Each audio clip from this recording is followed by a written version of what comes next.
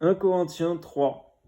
Pour moi, frères, ce n'est pas comme à des hommes spirituels que j'ai pu vous parler, mais comme à des hommes charnels, comme à des enfants en Christ. Seigneur, que nous ne soyons pas des hommes charnels, des enfants en Christ, mais que nous soyons des hommes faits, des hommes spirituels, Seigneur, Amen, et des femmes spirituelles, Amen. Je vous ai donné du lait, non de la nourriture solide, car vous ne pouviez pas la supporter, et vous ne le pouvez pas même à présent, parce que vous êtes encore charnels. En effet, puisqu'il y a parmi vous de la jalousie et des disputes, n'êtes-vous pas charnels, et ne marchez-vous pas selon l'homme? Quand l'un dit, moi je suis de Paul, et un autre, moi d'Apollos, n'êtes-vous pas des hommes? Garde-nous donc, Seigneur mon Dieu, de défendre les dénominations plus que de marcher dans ta volonté, de marcher de façon spirituelle. Amen. Qu'est-ce donc qu'Apollos et qu'est-ce que Paul? Des serviteurs, par le moyen desquels vous avez cru, selon que le Seigneur l'a donné à chacun. J'ai planté, Apollos a arrosé, mais Dieu a fait croître, en sorte que ce n'est pas celui qui plante qui est quelque chose, ni celui qui arrose, mais Dieu qui fait croître. Merci pour l'humilité de Paul. Amen.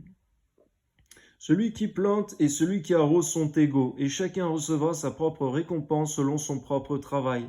Car nous sommes ouvriers avec Dieu, vous êtes le champ de Dieu, l'édifice de Dieu.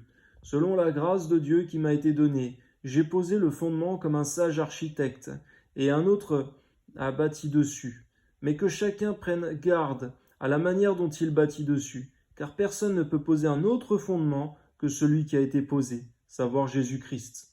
Or, si quelqu'un bâtit sur ce fondement avec de l'or, de l'argent, des pierres précieuses, du bois, du foin, du chaume, l'œuvre de chacun sera manifestée, car le jour la fera connaître, parce qu'elle se révélera dans le feu, et le feu éprouvera ce qu'est l'œuvre de chacun. Si l'œuvre bâtie par quelqu'un sur le fondement subsiste, il recevra une récompense. Si l'œuvre de quelqu'un est consumée, il perdra sa récompense. Pour lui, il sera sauvé, mais comme au travers du feu. Ne savez-vous pas que vous êtes le temple de Dieu et que l'Esprit de Dieu habite en vous?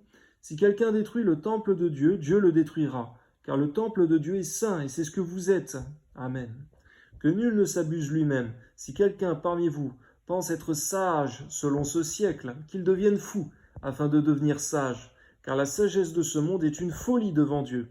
Aussi est-il écrit, il prend les sages dans leur ruse. Et encore, le Seigneur connaît les pensées des sages, il sait qu'elles sont vaines. Que personne donc ne mette sa gloire dans des hommes, car tout est à vous, soit Paul, soit Apollos, soit Céphas, soit le monde, soit la vie, soit la mort, soit les choses présentes, soit les choses à venir. Tout est à vous et vous êtes à Christ et Christ est à Dieu. Amen.